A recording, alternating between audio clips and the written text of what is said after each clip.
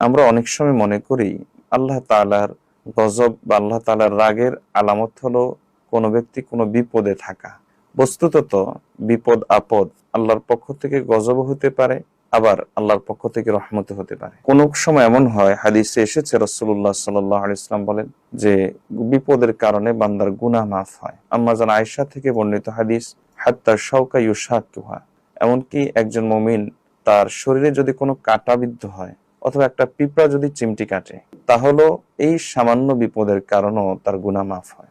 ধরুন আপনি মোবাইলটা রেখেছেন ডান পকেটে, তো আপনার মোবাইলে প্রয়োজন হয়েছে, আপনি হাত দিলেন বাম পকেটে, হাত দেওয়ার পরে বুকটা খপ করে উঠলো, ধপ করে উঠলো যে মোবাইলটা কোথায় চলে গেল, হারিয়ে গেল কিনা, পকেট মারে নিয়ে গেল কিনা। এই যে 1 সেকেন্ডের জন্য আপনার একটা পেরেশানির ছাপটা আপনার উপর দিয়ে অতিবাহিত হয়েছে, হাদিস থেকে বোঝা যায় যে এর কারণে আল্লাহ তাআলা আপনার গুনাহ মাফ করেন। তো মুমিন জীবনের বিপদ আপদ পেরেশানি এগুলো কেবলই যে গজব তা নয়, কখনো কখনো রহমত হতে পারে। কিন্তু আমরা কিভাবে বুঝবো যে এই বিপদটা রহমত না এই বিপদটা গজব? দেখতে তো দুটোই একরকম, বাহ্যিক দৃষ্টিতে সমান।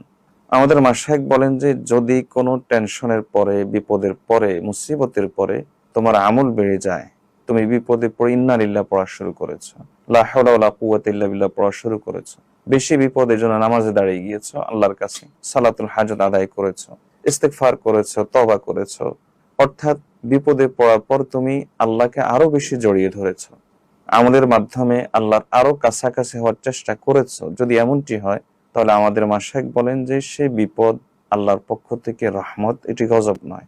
এই বিপদের মাধ্যমে আল্লাহ তাআলা তার মর্যাদা আখিরাতে বৃদ্ধি করেন এবং এই বিপদের মাধ্যমে আল্লাহ তাআলা তার গুনাহ মাফ করেন। পক্ষান্তরে বিপদে পড়ার পর যদি গুনাহ বেড়ে যায়, আমল কমে যায়, তাহলে সেই বিপদটা আল্লাহর পক্ষ থেকে গজব, সেটা আল্লাহর পক্ষ থেকে রহমত নয়। বিপদে পড়ার পর টেনশন দূর করার জন্য একের পর এক সিগারেট খাচ্ছে, চেইন স্মোকার হয়ে গেছে, তাহলে এই বিপদ আল্লাহর পক্ষ থেকে গজব, এটি আল্লাহর পক্ষ থেকে রহমত নয়। তো আমি যেটা বোঝাতে চাচ্ছি সেটা হলো এই যে বিপদ আপদ, অসুখ বিসুখ, দুঃখ দুর্দশা, এগুলো সবসময় গজব নয়, কোনো কোনো সময় সেগুলো রহমত হতে পারে।